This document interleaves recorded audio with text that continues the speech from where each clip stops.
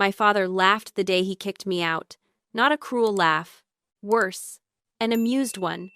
The kind of laugh a man makes when he watches someone walk toward a door he has already decided to lock behind them. I was 19, 4 months pregnant, and holding a garbage bag full of clothes in one hand and a recipe book in the other. The recipe book was not mine. It had belonged to my grandmother. She had pressed it into my palms in a hospital bed 2 years before she died and said 6 words I did not understand until I had lost everything else. Feed people. Do not just serve. Those words meant nothing at 19. 15 years later, standing in the lobby of my 14th restaurant, watching a process server hand me a summons with my parents' names on it, they still do not mean what she intended. 30%. They want 30% of everything I built with a garbage bag and a recipe book. The lobby of Constance's table smells like brown butter and rosemary at this hour. 5:45 in the evening, and the first reservations are already seated. Through the double doors, the kitchen hums. Pans, voices, Theo calling out tickets in that half-singing way he has. The way he has done it for 7 years. Because Theo believes food tastes better when the person making it is in a good mood. He is probably right. That is not something I would know. There has not been a good mood attached to my name in a restaurant since the age of 7, standing on a milk crate in my father's kitchen, learning how to hold a knife. The recipe book sits in a glass case by the host stand. 214 handwritten pages, bound in green leather that has gone soft at the corners. Customers stop and look at it sometimes. They think it is decoration. It is not decoration. It is the reason any of this exists. And nobody touches it. Not the staff, not the managers, not even Theo. I keep it behind glass because that is the proper way to preserve a document of that age. That is what I tell people. It is not the real reason. The process server is a young man in a polo shirt. He does not look like he wants to be here. He asks if I am Vanessa Holt. I tell him I am. He hands me the envelope and says something about being duly served. And then he leaves. And I am standing alone in my own lobby holding a legal document that says, my parents believe they own part of my life. The envelope opens right there, between the glass case and the host stand. No waiting. No retreat to the office. The words find me, while a couple walks past toward table 7. The claim is 2 pages. Parental investment recoupment. Family intellectual property. 30% equity stake in all restaurants operating under the name Constance's Table and utilizing Holt family recipes. Filed by Henry and Angela Holt of Lexington, Kentucky. Have you ever read your own name in a legal document filed by the people who were supposed to love you? It does something specific to your vision. The words stay sharp, but everything around them goes soft, like looking through a window that someone has breathed on. The summons folds into thirds. The kitchen doors swing open. Theo is plating a bourbon-glazed pork chop and singing something unrecognizable. "Boss," he says without looking up, "you eating tonight or just haunting the building again?" The summons lands on the stainless steel counter next to his cutting board. He reads it. His singing stops. "Your parents want 30%? He looks at me. "My mom calls every week and eats for free. That is 30%. Laughter would have been the right response. My face does not cooperate. Instead, my hands reach for the apron hanging by the walk-in cooler, the one my grandmother wore, the one that still smells like her kitchen if you press your face into the fabric, the one that has hung on that hook since opening day because pressing my face into it might confirm that the smell is finally gone, and then there would be nothing left of her that these hands could hold. The apron folds on top of the summons. Theo watches. He is quiet for a moment, which for Theo is unusual. "Boss," he says, "you named this place after your grandmother, but you run it like a bank." Connie would have sat at the table. No answer comes. The small desk in the back corner of the kitchen has a laptop on it, the one used for inventory and scheduling, and the spreadsheets that get built at 2 in the morning when sleep will not come. A new document opens. Every asset, every location, every lease agreement, every licensing contract that mentions the name Constance's Table goes into columns. This is what happens instead of crying. Instead of calling someone, organize, document, prepare. At 8:15, when the kitchen is in full service and Theo has stopped looking at me like a bomb about to detonate, the phone comes out. Nina Voss, best estate litigation attorney in Louisville. Her number has been saved for 3 years, since the revenue first crossed the line where protecting it became more important than growing it. The call was never supposed to be for this. Nina, this is Vanessa Holt, Constance's table. Something needs your eyes on it. She asks, what kind of something? The kind where my parents want 30% of 14 restaurants and they are using my dead grandmother's recipes as their legal basis. A pause. Then, how soon can you come in? Tomorrow. 6 in the morning. The restaurant opens early. Another pause. She is deciding something. The quality of the silence says so. 5:45, she says. Bring the recipes. The phone goes back in my pocket. Across the kitchen, through the service window, past the line cooks and the steam and the tickets, the green leather book sits where it always sits, behind glass, untouched, waiting. My grandmother gave me that book 17 years ago. I built 14 restaurants on its pages, and I cannot prove she meant it for me. Nina Voss arrived at 5:43, 2 minutes early. She wore a gray suit and no jewelry and carried a briefcase that looked like it had been through more courtrooms than most judges. She did not shake my hand. She set the briefcase on the counter, looked at the glass case, and said, "That the book? That is the book." She studied it for a moment the way a surgeon studies an image before cutting. Then she turned to me. "Walk me through the claim." The flagship was empty at that hour. Just the two of us sitting at a table near the window, the summons between us, and the smell of yesterday's bread still in the air. Nina read the filing twice. She asked 17 questions. Most of them were about money. How much revenue across all 14 locations? What percentage came from menu items based on the recipes? Whether the recipes had ever been published, shared, or licensed to third parties. Then she asked the question that changed everything. "Where did you get the recipes?" "My grandmother. She gave them to me when she was dying, a hospital bed in Lexington, 2 years before she passed." Nina set down her pen. "Is that documented anywhere? A letter? A witness statement? A clause in her will?" The table between us suddenly felt very wide. No, there was no document. There was no letter. There was a dying woman pressing a green leather book into the hands of a 17-year-old girl and trusting that the girl would understand. Nina picked up her pen again. She wrote something in the margin of the summons. Then she looked at me with the kind of patience that expensive lawyers save for clients who have just revealed a serious problem. "The intellectual property claim has standing," she said. "If they can argue those recipes are family property passed down through the family, not gifted specifically to you, they have a case. Not a strong one, but strong enough to survive a motion to dismiss." The kitchen was quiet.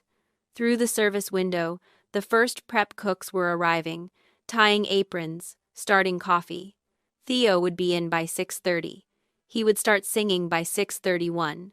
"There is something else," Nina said. She tapped the filing. "This is not a pro se complaint. Someone drafted this. The language is clean. Parental investment recoupment is not a phrase your average retiree pulls out of the air. Your parents have a lawyer. My parents live in a 2-bedroom apartment in Lexington. My father does building maintenance 3 days a week. My mother has not worked outside the home since she retired from managing events at Grace Lutheran Church, where she coordinated every funeral, every wedding, every potluck for 20 years. She organized 300 people with a laminated spreadsheet and a smile that could convince a grieving widow to bring her own casserole to the reception. If they have a lawyer, someone is paying for it. Or someone convinced them this was worth pursuing. Nina waited. She was good at waiting. Lawyers who are good at waiting tend to win more than lawyers who talk. "My parents kicked me out when I was 19, I said. "That was 15 years ago. We have not spoken since. She nodded, not surprised. Probably heard worse. Why did they kick you out? The question sat between us like a dish neither of us wanted to touch. 4 months pregnant, unmarried. My father called it a disgrace. My mother sat at the table and said nothing, which was her way of agreeing without leaving fingerprints on the decision. He told me to pack what would fit in one bag and be out by morning. Then he laughed. Not because it was funny, because he believed it was already over for me and the only thing left to do was find it amusing. That was the last time my father's voice was inside a room with mine. Nina wrote something else. Did you have any resources when you left? $20,000. Cash. Sitting in a savings account my grandmother had set up when she was alive. At the time, it felt like a fortune. Later, it felt like exactly enough. Enough to rent a kitchen for 3 months, buy secondhand equipment, and open a takeout window in a strip mall in Bowling Green, Kentucky, that smelled like carpet glue and ambition. Where did the $20,000 come from? My grandmother. She told me she had put some money aside for me. She did not say how much or where. After she died, a bank sent me a letter. Nina underlined something. Just a bank letter? No trust document? No estate filing? Just a letter. A balance. A signature card. She closed the file. Vanessa, she said. You built 14 restaurants on recipes you cannot prove are yours, funded by money you cannot trace to a legal instrument.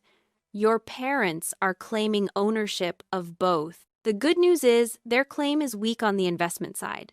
The bad news is the IP side has legs unless we can establish clear individual ownership. Through the kitchen, the sound of Theo arriving, the back door closing, his voice, already half a song, calling to the prep cooks, then his head appearing in the service window. Boss, cornbread batch 47. Followed the book exactly. Still not the same as the original Connie's. That recipe is either wrong or my oven is haunted. Keep trying, I said. Theo disappeared back into the kitchen. Nina watched him go. He seems loyal, she said. 7 years. He was my first hire. Nina stood. She picked up her briefcase. Your grandmother had a lawyer, she said. Estate matters require one. Even a small estate. Find that lawyer. If there is any documentation of her intentions, that is where it will be.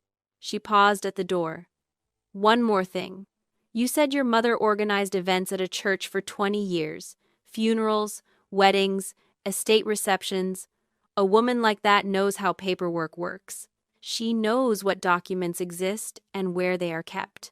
If your grandmother left anything specific for you, your mother would have known about it. Nina left. The restaurant was waking up around me.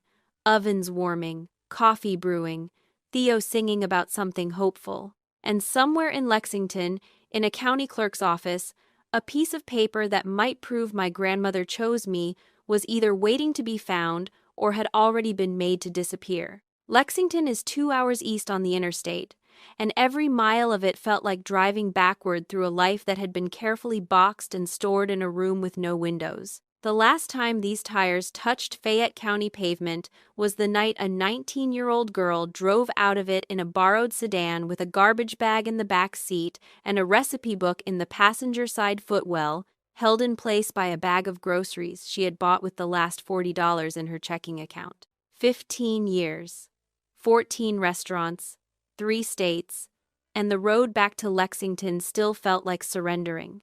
Nina had given instructions. Find the county clerk's office.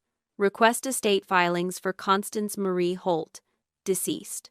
Look for any addendum, codicil, or supplemental documentation filed after the original will was probated. Do not call ahead. Do not alert anyone. Just walk in and ask. But first, there was the drive through town.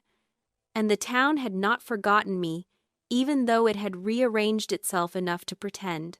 The house on Ashland Avenue, where 3 generations of Holts had eaten Sunday dinner, was painted a different color now. The shutters were new. The porch where my grandmother used to shell beans in the evening had been enclosed with glass, and through it someone else's furniture sat in someone else's light. The family that lived there probably had no idea that a woman named Constance had once stood at that kitchen window every morning at 5:15 and cracked 6 eggs into a cast-iron skillet that had belonged to her mother before her. 2 blocks south, the building that used to be Holt's Kitchen was a nail salon. The sign was pink and cheerful and completely indifferent to the fact that for 23 years my father had stood behind that counter and plated food that people drove 40 minutes to eat. The menu board was gone. The window where the daily special used to be written in my grandmother's handwriting now displayed a price list for gel manicures. Something specific happens when you see a place that used to hold your whole world, and it has become a place that holds someone else's ordinary Tuesday. The body does not know what to do with it. My hands tightened on the steering wheel. The scar on my right palm, the one from the first time my father let me work the flat top alone at 14, pressed white against the leather. Have you ever gone back to a place that made you and found that it has unmade itself without you? The Fayette County Clerk's office sits in a limestone building downtown that smells like old paper and floor wax. The woman at the counter was in her 70s, with reading glasses on a beaded chain and a disposition that suggested she had been filing documents since before computers were invented and saw no reason to change her methods now. Constance Marie Holt, I said. Deceased. Filed in 1998. Looking for any supplemental estate documents, addendums, or codicils. She typed slowly, adjusted her glasses, typed again. Holt, Holt. She said the name like she was tasting it. Oh, yes. Constance Holt. Lovely woman. Made the best cornbread anyone in this office has ever eaten. She used to bring a pan every Christmas for the clerks. What a shame about that addendum business. Very peculiar. My breathing changed. What addendum business? She turned the monitor toward me. There it was. Filed 14 months after the original will was probated. Addendum to Last Will and Testament of Constance Marie Holt. Codicil regarding intellectual property, personal effects designated for grandchild, and establishment of educational trust. Filed by her estate attorney, a man named Walter Greaves, and below it, a second entry. Withdrawal of addendum. Authorization signed by Angela Holt, listed as daughter-in-law and estate co-administrator.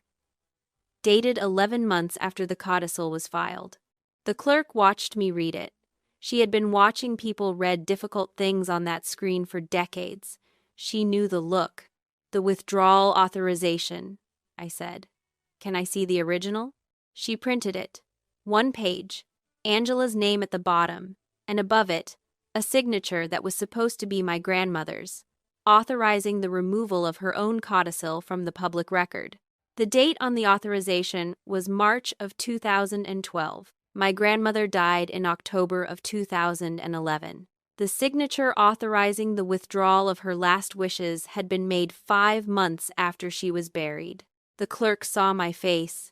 She reached under the counter and produced a tissue box without being asked, the way someone does when they have done it 1,000 times before. There was something else, she said quietly. The filing attorney, Mr. Greaves. He inquired about the withdrawal twice, once in 2013 and again in 2015. Both times he was told the withdrawal was authorized by a family member. He did not pursue it further, but I will say this, he did not seem satisfied.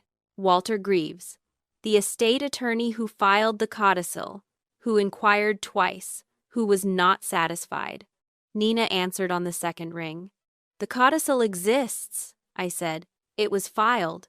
It was real. And my mother withdrew it, using a signature dated 5 months after my grandmother died. Nina was quiet for exactly 3 seconds. Then, that is not a withdrawal.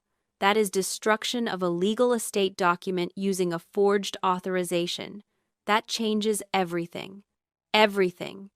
The words sat in the air between the phone and my ear like a stone dropped into still water. If the original codicil is in Greaves's files, Nina continued, and if we can get a certified copy, your mother's entire position collapses. The IP claim, the investment claim, all of it. Because the codicil would establish that Constance specifically designated those recipes for you, individual gift, not family property. And the forged signature? Nina paused again. That is a separate matter entirely. Destruction of estate documents with a fraudulent authorization is a criminal offense in Kentucky. We are no longer talking about a civil dispute over recipes. We are talking about your mother committing a felony to prevent you from receiving what your grandmother intended. The drive back to Louisville took 2 hours. The same road, the same fields, the same sky pressing down on the same hills that had watched me leave 15 years ago with nothing and return today with something worse than nothing: knowledge. The specific, irreversible knowledge that my mother had not simply stood by while my father kicked me out. She had gone to a county clerk's office, forged a dead woman's name, and erased the last thing my grandmother ever tried to give me. My father laughed the day he pushed me out the door. My mother smiled and said nothing. But it was my mother who drove to the courthouse afterward. My mother who knew the codicil existed. My mother who understood exactly what it meant and decided, with the same calm efficiency she used to organize church potlucks and funeral receptions, that it needed to disappear. Angela Holt did not lose her temper. She did not raise her voice. She simply removed an inconvenient piece of paper from a filing cabinet and went home and made dinner. And somewhere, in a retired lawyer's office in Lexington, the original copy of my grandmother's last wishes was either still sitting in a folder or had been made to vanish by the same steady hands that arranged lilies at the altar every Sunday morning. The depositions were scheduled for a Thursday in late October at Nina's office on West Main Street. 2 separate sessions. Henry at 9 in the morning, Angela at 1 in the afternoon. Their lawyer, a man named Gordon Pike who wore a tie that was slightly too short and carried a briefcase that looked like it had been purchased for the occasion, arrived 15 minutes early and asked where the coffee was. Nina had spent 3 weeks preparing subpoenas for financial records, IRS transcripts going back 16 years, bank statements, county property filings. She had built a paper architecture around my parents' claim and then looked for the places where the walls did not meet the floor. Henry came in at 9:12, 12 minutes late. He sat down across the table from me and did not look at my face. He looked at my hands. Then he looked away. Gordon Pike turned on the recorder. Nina began with soft questions. When did you open Holt's Kitchen? What year did it close? How many employees at peak? Henry answered each one with the energy of a man who had been waiting 15 years to talk about the restaurant he lost, and his voice carried the particular warmth of someone describing a version of himself that no longer existed. It was my kitchen, he said. My mother started it, yes. But I built it into something. 60 covers on a Friday night. People drove from Frankfurt. From Richmond. They came for my food. Nina let him talk. She was good at letting people build the stage they would later fall from. Then she shifted. Mr. Holt, when your daughter left your home in 2011, did you continue to claim her as a dependent on your federal tax return? Henry's mouth opened, closed, opened again. Gordon Pike leaned forward. He had not been briefed on this. Nina placed 3 sheets of paper on the table. IRS transcripts. Tax years 2012, 13, and 14. Each one listing Vanessa Holt as a dependent of Henry and Angela Holt. 3 years of claiming a daughter they had told to leave with a garbage bag and never come back. Henry stared at the documents. His jaw moved slightly, the way a man's jaw moves when he is chewing words he knows he cannot swallow and cannot spit out. My wife handled the taxes, he said. Nina wrote something down. She did not respond. She did not need to. The recorder was running, and Henry had just redirected blame toward Angela in a room with a court reporter. Gordon Pike asked for a recess. He stood up, walked into the hallway, and closed the door behind him. Through the frosted glass, the shape of him leaning against the wall with both hands on his knees was visible for a full minute before he came back in and said, Did you actually claim her on your taxes after evicting her? And then quieter. You know what? I need a minute. He took 2 minutes. When he returned, his tie looked even shorter. The afternoon session was different. Angela arrived at 12:55, 5 minutes early. Hair set, blouse ironed. She smiled at the receptionist. She smiled at the court reporter. She smiled at Nina. The smile was the kind that had organized 300 church members into coordinated grief at funeral receptions and convinced 12 committee chairs to volunteer for events nobody wanted to attend. It was professional, it was practiced, and it was the most dangerous thing in the room. Nina began the same way. Soft questions. How long were you married to Henry? What was your role in the family business? When did the restaurant close? Angela answered precisely. Not too much, not too little. Each answer trimmed to the exact size of the question, with no loose threads. Then Nina asked about Constance. Your mother-in-law's estate was probated in 1998, correct? Correct. And you served as co-administrator of that estate alongside your husband? Angela's smile thinned by 1 degree. That is correct. It was a small estate.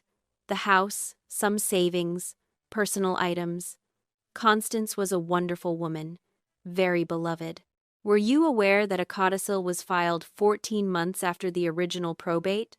Angela did not blink. She did not shift in her chair. She folded her hands on the table the way a woman folds napkins at a dinner party, each crease deliberate. Constance was elderly and confused in her final years. Any documents filed during that period may not reflect her true wishes. As her daughter-in-law and someone who was with her nearly every day, I can tell you that she was not always clear about what she was signing. Nina produced the county clerk's filing record, the codicil, the withdrawal authorization. This authorization to withdraw the codicil bears your signature, Mrs. Holt, and above it, a signature purporting to be Constance's. Dated March 2012. Angela looked at the document. Her expression did not change. Constance asked me to handle her affairs. She trusted me. Whatever paperwork was filed, it was done at her request and with her knowledge. Nina let the silence hold for 3 full seconds. Then, Constance passed away in October of 2011. This authorization is dated 5 months after her death. How did a deceased woman authorize the withdrawal of her own codicil? The room temperature did not change, but something in Angela's posture did. A micro-adjustment. The hands on the table pressed slightly harder against each other. Gordon Pike looked at Angela, then at the document, then at Angela again. He opened his mouth and then closed it, which is the sound a lawyer makes when he realizes his client has not told him everything. Angela recovered in under 2 seconds. The paperwork was handled by the estate office. If there is a discrepancy in the dates, that is an administrative matter, not a reflection of intent. Nina did not argue. She wrote something down. She closed the folder. She thanked Angela for her time. After they left, Nina sat across from me in the conference room and said nothing for a long time. She knew, Nina said finally. She knew the codicil existed. She knew what it contained. And she removed it. The date discrepancy is not an administrative error. It is a forged authorization on a deceased person's estate document. The drive home that evening went through the part of Lexington where my grandmother's house used to stand. The route was not necessary. There were faster ways back to the interstate. But the car went there anyway, the way hands sometimes reach for a light switch in a room that has already been rewired. And in the passenger seat, sitting in a folder on top of Nina's notes, was a name, Walter Greaves. The estate attorney who had filed the codicil inquired twice about its withdrawal, and been told by Angela's smooth voice and practiced smile that everything was in order.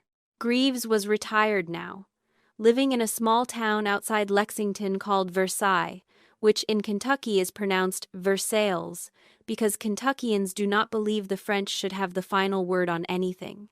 Nina had already left him a message. He had not called back yet. But the county clerk, the one with the reading glasses and the beaded chain, had said something before closing the file that stayed with me the whole drive home. He was not satisfied, she had said. I remember because people who are not satisfied with paperwork either forget about it or they keep a copy. Mr. Greaves did not strike me as the forgetting type. Walter Greaves lived in a white clapboard house on a quiet street in Versailles, with a front porch that sagged slightly on the left side and a mailbox shaped like a bass fish. He was 79 years old. He had practiced estate law in Fayette County for 41 years before retiring, and he answered the door wearing a cardigan and holding a mug of coffee that said, "World's Okayest Lawyer." He looked at Nina, then at me, then back at Nina. "You called about the Holt estate," he said. "Come in. The file is already on the table." The inside of the house smelled like pipe tobacco and old books, and the particular brand of organized chaos that belongs to people who spent decades managing other people's paperwork and then retired into a home where the paperwork followed them. The dining table had 3 filing boxes on it. One of them had a green tab labeled Holt C. M. Nina sat down. Greaves sat across from her. He did not sit down like an old man. He sat down like a lawyer who happened to be old, which is a different posture entirely. "Let me save you some time," he said. "The codicil is real. It was properly executed. 2 witnesses, notarized, filed with the county clerk's office, 14 months after the original will was probated." Constance came to my office on a Tuesday afternoon in November of 1999 and told me she needed to add something to her estate plan. She was lucid, she was specific, and she was in a hurry, which I found unusual because Constance Holt was never in a hurry about anything except cornbread. He opened the filing box and removed a manila folder. Inside was a document, 8 pages, typed, signed, witnessed. Nina reached for it. Greaves held it back. "Before you read this," he said, "there is something else." He reached deeper into the box and produced a second item, a sealed envelope, cream-colored, with a single line of handwriting across the front. The handwriting was my grandmother's. The line read, "For Vanessa, when they come for what I gave her." The room changed. Not the temperature, not the light, something else. Something that happens when you are standing in a stranger's dining room in a small town in Kentucky and your dead grandmother's handwriting appears in front of you like a voice calling from a room you thought was empty. Greaves set the envelope on the table between us. "Constance gave me this the same day she signed the codicil," he said. Her instructions were precise. The letter was to be held in my possession until one of 2 things happened. Either Vanessa requested it herself after the age of 30, or someone initiated a legal dispute regarding the recipes. Whichever came first. He looked at me. "Nobody requested it. And here we are." Nina picked up the codicil and read it. Her face did not change, but her breathing did. She read it again. Then she set it down and turned it toward me. The codicil designated 3 things. First, all culinary intellectual property, including handwritten recipes, techniques, and associated documentation, was to pass directly to Vanessa Marie Holt upon her 21st birthday or upon the initiation of any legal claim against the estate. Whichever came first, not to the family, not to Henry, to me, by name. Second, an educational trust in the amount of $20,000 was to be established at a bank in Lexington, with Vanessa as sole beneficiary, accessible upon her 18th birthday. Third, the original recipe book, the green leather volume containing 214 handwritten recipes, was designated as a personal gift from Constance to Vanessa, separate from the estate, not subject to probate, and not to be considered family or marital property under any circumstance. $20,000. The number sat in front of me on the page and rearranged 15 years of memory. The bank letter that had arrived when the first restaurant was still a fantasy. The savings account with no explanation except a name and a balance. The money that had paid for 3 months of rent on a strip mall kitchen in Bowling Green. The money that had made everything after it possible. That money had come from my grandmother, not from luck, not from grit, not from pulling myself up by whatever bootstraps the motivational speakers like to talk about, from Constance, from a woman who had sat in this very lawyer's office and built a net beneath a granddaughter who did not yet know she was going to fall. 15 years of believing the story of the self-made woman.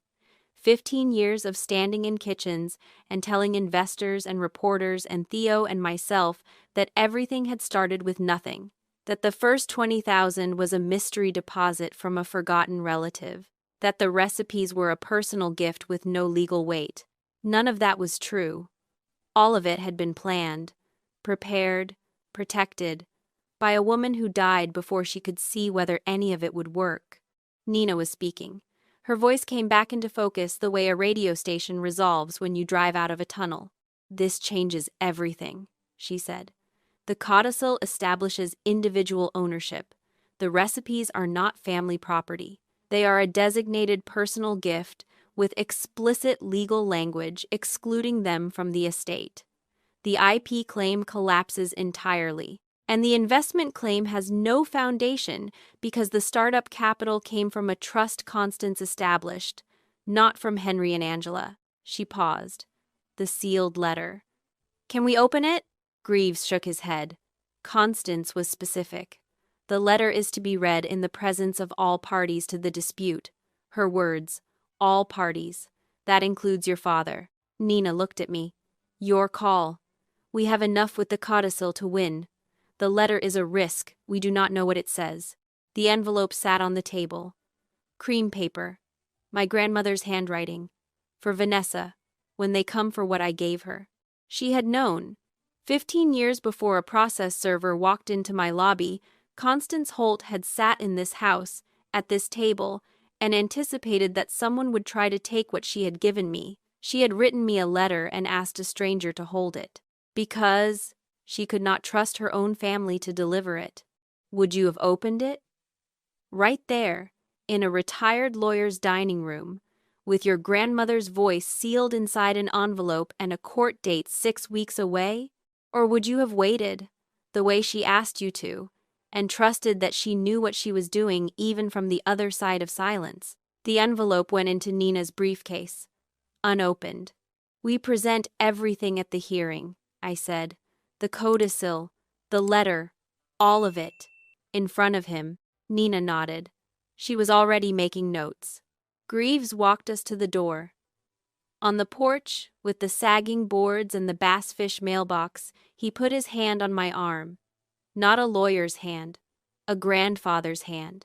"She talked about you," he said. "Every time she came in. Not about the recipes, about the way you listened when she cooked. She said most people watch cooking. You listened to it. She said you could hear when butter was ready by the sound it made in the pan." The porch boards creaked. The street was quiet. Somewhere a dog barked twice and then stopped, as if it had said what it needed to say. "Thank you," I said. He nodded. Then, "She also said the cornbread recipe in the book is wrong on purpose. Said she would explain eventually. Never did. That woman took more secrets to her grave than most people accumulate in 3 lifetimes." The drive back to Louisville took 2 hours.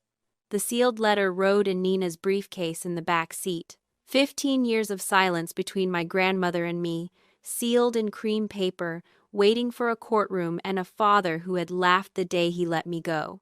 Nina filed the counterclaim on a Monday. Tax fraud against Henry. Destruction of estate documents against Angela. Motion to dismiss the original lawsuit. 3 documents that landed on Gordon Pike's desk like a set of dominoes arranged in a line, each one leaning against the next, waiting for a finger. By Wednesday, Gordon Pike had withdrawn from the case. His withdrawal letter was 2 sentences long and contained the phrase, "irreconcilable differences between counsel and client," which is the legal profession's way of saying, "My clients did not tell me the truth and I would like to leave now." By Friday, Angela had a new lawyer. His name was Randall Cates. He was from Lexington. He was not the kind of lawyer who wore ties that were slightly too short. He was the kind of lawyer who wore ties that cost more than Gordon Pike's entire suit, and he had a reputation for taking family disputes and turning them into campaigns.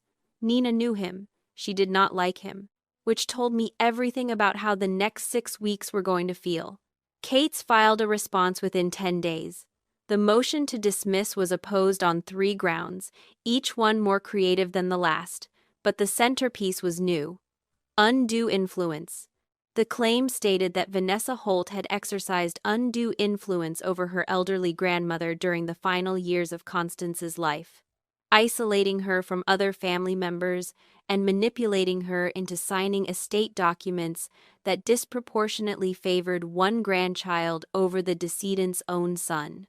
The evidence was photographs, 14 of them: Vanessa visiting Constance at the hospital, Vanessa at Constance's bedside, Vanessa holding Constance's hand, Vanessa reading to Constance, Vanessa feeding Constance soup, each one stamped with a date, each one framed, in Cates's filing, as proof of isolation rather than care.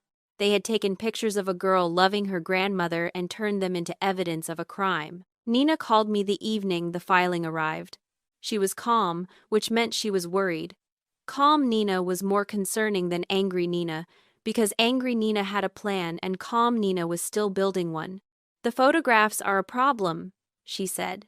"Not because they prove anything. They do not. But because a judge looking at a 17-year-old girl at her grandmother's bedside might ask why the grandmother's own son is not in any of those photos, and the answer to that question is not one we control." "Where did Angela get those photographs?" Nina paused. "She took them. Check the angles. Every shot is from the doorway. Angela was standing in the hall, watching you visit your grandmother, and she was taking pictures. 15 years ago. She has been holding these for 15 years. The week after the filing, the calls started.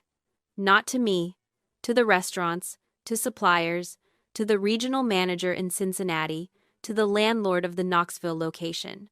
Each call came from a different person, but each one carried the same message, delivered with slight variations in the phrasing but identical in its architecture. "Did you know that Vanessa Holt took advantage of her dying grandmother? Did you know she manipulated an old woman into signing over family recipes? Did you know she built her entire business on stolen intellectual property?" Angela's church network. 20 years of organizing funerals and fundraisers and prayer chains had given her a contact list that reached across 3 counties, and she was using it the way she used everything: methodically, warmly, with a smile in her voice and a purpose behind every word. 2 suppliers called to ask if the stories were true. 1 landlord requested a meeting to discuss the terms of the lease. The regional manager in Cincinnati forwarded an email from a local food blogger who had been tipped off about a family dispute involving stolen recipes and wanted a comment. Nina handled each one, carefully, legally. But the damage was not legal. It was atmospheric. The air around the business was changing, and air is harder to fight than paper. Then the handwriting analysis came back. Nina had hired an expert to examine the authorization Angela had used to withdraw the codicil. The forged signature. The one dated 5 months after Constance died. The expert's report was 12 pages long and concluded with a single sentence that should have ended everything. The questioned signature is not consistent with the known exemplars of Constance Marie Holt and displays characteristics consistent with simulation by a second party. Should have ended everything. Did not. Because Cates filed a counter motion challenging the expert's methodology, requesting a second independent analysis, and arguing that signature variation in elderly individuals is well documented and does not constitute proof of forgery. The hearing date was pushed back 4 weeks. Nina called. "The delay is tactical," she said. "Cates knows the codicil destroys their case. He is buying time for Angela's social campaign to do damage before we get to a courtroom. Every week we wait is a week she spends calling people." That night, at 11:40, the flagship restaurant was closed. The kitchen was dark. The staff had gone home. Theo had left a note on the prep station that said, Boss, please eat something that is not rage and spreadsheets. The glass case in the lobby was lit by the security lights. The green leather book glowed faintly behind the glass, the way it always did after hours, when the restaurant was empty and the only audience was me. For 15 years, that book had sat behind glass. Protected, preserved, untouched. Customers admired it. Staff respected it. Nobody opened it. Nobody read it.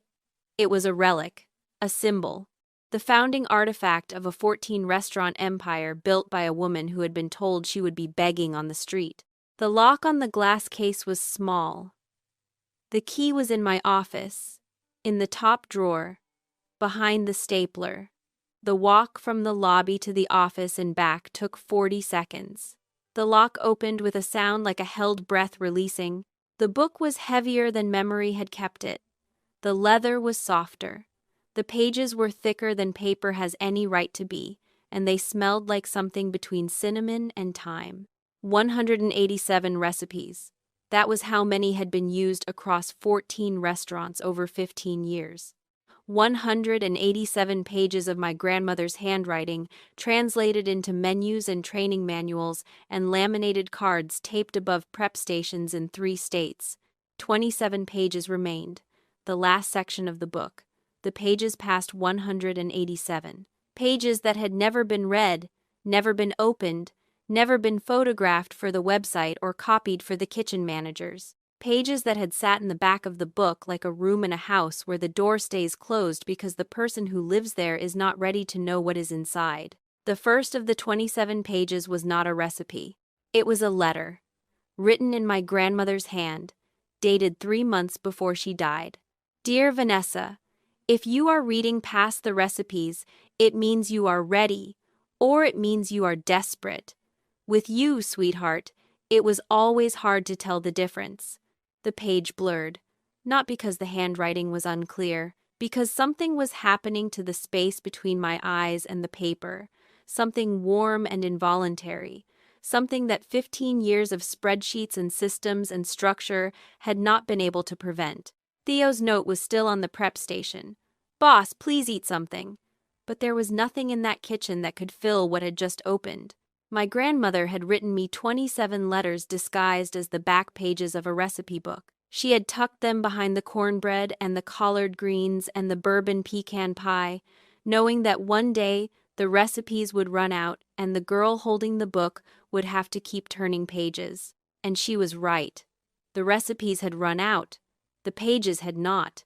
The restaurant was dark. The letter was open. And somewhere in Lexington, Angela Holt was making phone calls with a smile in her voice, not knowing that the woman she had tried to erase from the public record had been writing from inside the book the entire time. The hearing was held on a Tuesday in December at the Fayette County Circuit Court in Lexington. The courtroom smelled like floor polish and old wood and the particular weight of rooms where people have been telling the truth and lying about it in equal measure for over 100 years. Henry sat on one side of the aisle with Randall Cates. Angela sat next to him. She was wearing a blue blouse and a gold cross necklace and the expression of a woman who had already decided how this would end. Nina and I sat on the other side. Between us, on the table, sat a manila folder, a sealed cream envelope, and 15 years of silence. The judge was a woman in her 60s named Calloway. She read the filings. She looked at both tables. She asked Nina to proceed. Nina stood. She did not rush.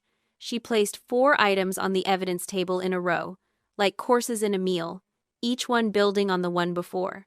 First, the certified copy of the codicil, obtained from Walter Greaves, filed in 1999, properly executed, 2 witnesses, notarized, designating all culinary intellectual property, the original recipe book, and a $20,000 trust to Vanessa Marie Holt, individually, by name. Cates objected. Relevance, authenticity, chain of custody. Judge Calloway overruled each one with the patience of someone swatting the same fly for the 3rd time. Second, IRS transcripts showing Henry and Angela Holt claimed Vanessa as a dependent for 3 tax years following her removal from the household. Nina did not editorialize. She placed the documents on the table and let the numbers speak the language that numbers speak, which is quiet and permanent. Third, the handwriting analysis. 12 pages. The expert was not present, but the report had been submitted and accepted. The questioned signature on the withdrawal authorization was not consistent with known exemplars of Constance Marie Holt. The pressure patterns, letter formation, and pen angle were consistent with simulation by a second party. Nina paused on that phrase. Simulation by a second party. She let the courtroom hear it twice. Fourth, the county clerk's filing log showing the withdrawal was processed in March of 2012, 5 months after Constance's death, in October of 2011. Kate stood to cross-examine. He challenged the handwriting methodology. He challenged the codicil's relevance to the original lawsuit. He argued that estate matters should be handled in probate court, not civil litigation. Judge Calloway listened. Then she said, "Counselor, the plaintiff's own claim rests on the assertion that these recipes are family property. The defense has produced a legally executed codicil stating otherwise. The estate question is not a sidebar. It is the case." Then Nina said, "Your Honor, there is one additional item. A sealed letter, held by the estate attorney for 15 years under instructions from the decedent. The decedent specified that the letter be opened only in the presence of all parties to any legal dispute regarding the designated property." Cates objected. Judge Calloway asked him on what grounds. He said prejudicial impact. She looked at him over her glasses the way teachers look at students who have used a word they do not fully understand. "The letter will be opened," she said. "Proceed." Nina picked up the cream envelope. My grandmother's handwriting on the front. "For Vanessa, when they come for what I gave her." The seal broke with a sound that was too small for what it held. Nina read aloud. Her voice was steady. A lawyer's voice. But even a lawyer's voice changes when the words belong to someone who is no longer alive and somehow still speaking. "Dear Vanessa, if you are reading this, it means someone has tried to take what I gave you. That is not a surprise. It is a disappointment, but it is not a surprise." Nina glanced at me. Continued. "I gave you the recipes because you are the only one who understood what they were for. Your father is a talented man, talented with his hands, talented with flavor, talented with the kind of instinct that cannot be taught. But talent without discipline is decoration. And your father could not keep the restaurant. He could not keep the promise. That is not cruelty. It is the truth. And the truth does not require permission to exist." Henry was looking at the table. His hands were flat on the surface. He was not moving. "I love my son. But love does not mean trust. Henry cannot be trusted with what I leave behind, not because he is bad, because he is sick, and he will not get help. I found the receipts. I found them in his coat pockets, in his glove compartment, in the envelope he thought he had hidden behind the water heater. I never said a word. I should have. That is my failure, and I will carry it." The courtroom was very still. Henry's hands had not moved. But something behind his eyes had shifted, the way the surface of water shifts when a stone sinks to a depth where it will never be retrieved. Your mother will say I was confused. I was not confused. I was clear. Clearer than I had been in 40 years. I knew exactly what I was doing when I signed that codicil. I knew exactly who I was leaving it to. And I knew exactly who would try to take it away. Angela's hands, folded on the table in front of her, pressed together hard enough to whiten the knuckles. Her lips moved, a whisper, barely audible. She was supposed to trust me. Feed people, Vanessa. Not the way restaurants feed. The way families feed. The table is not a business. It is a place where someone sits down hungry and leaves full. Not of food, of being seen. I gave you the recipes so you could build a table big enough. I hope you did. If you did not, start now. It is not too late unless you decide it is. Nina paused. Turned the page. P.S. The cornbread recipe in the book is wrong on purpose. I changed one ingredient because your father used to copy my recipes and sell them at the restaurant without asking. The real cornbread recipe is under the cat's water bowl at the farmhouse. I always did love a good hiding spot. A sound moved through the courtroom. Not laughter exactly. Something between a breath and a release. Even Judge Calloway's mouth twitched. Nina set the letter down. The room did not move. Nobody spoke. The court reporter's fingers were still. The fluorescent light above the judge's bench hummed the way fluorescent lights always hum, indifferent to what happens beneath them. Then, something happened that had not happened in 15 years of kitchens and spreadsheets and glass cases and inventory reports and carefully controlled mornings. The tears came. Not the performative kind. Not the kind that belong to courtroom dramas. The kind that arrive without warning and without permission, from somewhere below the ribs, from the place where a 17-year-old girl once sat in a hospital room holding her grandmother's hand and promised to feed people without knowing what it meant. Nina placed a tissue on the table without looking at me. The gesture of a woman who has seen this before and knows that the only respectful thing to do with someone else's grief is to make space for it and then continue. Henry had not moved. His hands were still flat. His eyes were on the table. But the man sitting in that chair was not the same man who had walked in an hour ago with a 30% claim and a borrowed lawyer. That man had a story about being owed. This man had just heard his mother say, from the other side of everything, that she loved him and did not trust him, and that the difference between those two things was the distance he had spent his whole life pretending did not exist. Angela sat perfectly still. Her cross necklace caught the light. Her whisper had been the only crack, and she had already sealed it. Judge Calloway removed her glasses.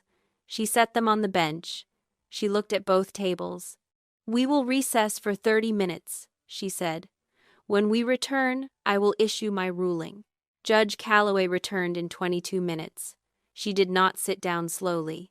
She sat down the way someone sits when they have made a decision during the walk from their chambers to the bench, and the only thing left is to say it. The original complaint filed by Henry and Angela Holt is dismissed with prejudice. The codicil filed by the decedent Constance Marie Holt establishes clear individual ownership of the intellectual property in question. The recipes, the recipe book, and the educational trust were designated gifts to Vanessa Holt. They are not family property. They are not subject to the claim as filed. Cates opened his mouth. Judge Calloway continued without looking at him. Regarding the counterclaim, the court finds sufficient evidence to refer the matter of the withdrawal authorization to the Commonwealth Attorney's Office for investigation of potential forgery and destruction of estate documents. The authorization bears a signature dated 5 months after the decedent's death. The handwriting analysis supports the conclusion that the signature was simulated. This court does not make criminal determinations, but it does make referrals, and this referral is made with urgency. She looked at Angela. "Mrs. Holt, the conduct described in the evidence presented today is deeply troubling. This court has seen estate disputes driven by grief, by confusion, and by honest misunderstanding. This does not appear to be any of those things." Angela's posture did not change. The gold cross caught the light. Her voice, when it came, was steady and warm and completely unchanged, as if the last 2 hours had not happened at all. "I did what I had to do to protect this family." Judge Calloway stared at her for a long moment. Then she turned to the court reporter and said, "Note that, for the record, court costs and attorney fees were assessed to the plaintiffs. The counterclaim regarding tax fraud was separated for IRS referral." Nina gathered the documents. Cates gathered his briefcase. The courtroom emptied the way courtrooms always empty, slowly and in silence, as if the room itself needs a moment to process what was said inside it. Henry stood last. He looked at Angela, not with anger, not with hurt, with the specific expression of a man seeing a room he has lived in for 30 years and noticing, for the first time, that the furniture has been rearranged and nobody told him. He walked out without speaking. Angela walked out 3 steps behind him. They did not walk together. That was the last time both of my parents were in the same room with me. It was also the last time they were in the same room with each other. The criminal referral moved forward. The marriage did not survive it. Not because Henry discovered that Angela had forged a signature. Because Henry discovered that Angela had known about the codicil for 15 years and had never told him. She had managed the information the way she managed everything. Quietly. Completely. Without leaving fingerprints on the decision. 3 weeks later, on a Saturday morning in January, the hostess at the flagship restaurant found a package at the front desk. No name, no note, no return address. Inside was a kitchen knife. Old, carbon steel, wooden handle worn smooth on one side where a right hand had gripped it for decades. The blade had been sharpened so many times it had narrowed to a sliver of what it once was. The hostess brought it to Theo. Theo brought it to me. "This is from your old man's kitchen," he said. "Is it not?" The handle fit my palm the way certain objects fit when they were made for a hand shaped like yours. The worn spot on the right side matched the curve of my grip exactly, because it had been made by the same grip, my father's hands, my hands, the hands my grandmother had looked at and written on the back of a photograph. "She has your hands." He had not come inside. He had not asked to speak. He had not written a note because there was nothing a note could hold that the knife did not already say. It said, "This is what I taught you." It said, "This is what we share." It said, "I cannot undo what was done, but I can leave this on your doorstep and walk away and hope that you find room for it somewhere." The knife went into the main kitchen, not in a drawer, on the magnetic strip above the prep station, next to the new knives, where Theo would see it every morning and know that it belonged there.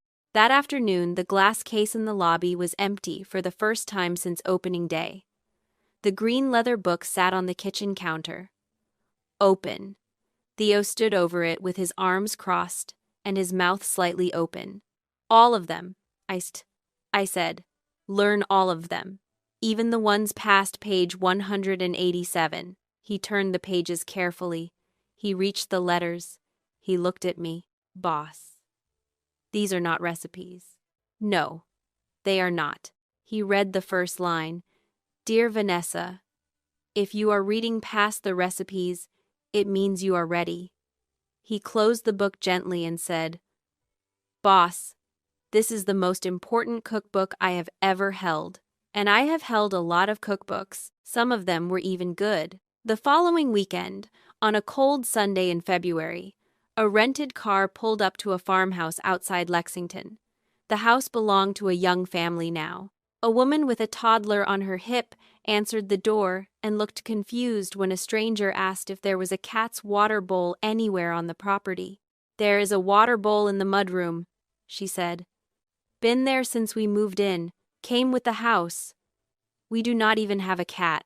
Under the bowl, taped to the underside in a sealed plastic bag, a single index card in handwriting that had become as familiar as breathing. The real cornbread recipe. 3 ingredients different from the version in the book. One of them was buttermilk. One was honey.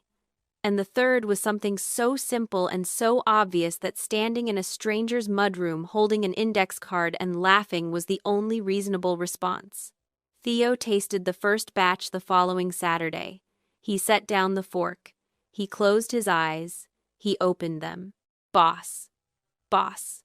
This is obscene. This is not cornbread. This is a religious experience. We have been serving the wrong cornbread for 7 years. My grandmother hid the real recipe under a cat's water bowl. That is the most grandma thing I have ever heard in my life. The cornbread was not for the restaurants, not for the menu, not for the customers. It was for a table in the back of the flagship kitchen where 2 chairs sat and 2 plates waited, and the apron hanging by the walk-in cooler had finally been taken down and put on. Theo sat. I sat. For the first time in 15 years, the woman who owned 14 restaurants sat down at a table and ate with someone she had chosen to call family. My grandmother left me 214 recipes. 15 years were spent turning them into restaurants. It took a lawsuit, a sealed letter, and one lying cornbread recipe to understand what she actually left me: a seat at the table. Sometimes the people who raised you will try to claim what you built without them. They will call it loyalty, they will call it family, they will call it what they are owed. But here is the lesson worth keeping. What someone gave you and what someone owes you are not the same thing. If you fed yourself through the hardest years of your life, no one gets to show up at the table 15 years later and call it their cooking. Have you ever built something from nothing and watched someone take credit for the foundation? Have you ever kept a promise to someone who was gone and realized you had been keeping it wrong the whole time? Protecting what you have built is not selfish. Sitting down at your own table is not weakness. And sharing your recipes with the people who earned your trust is not losing control.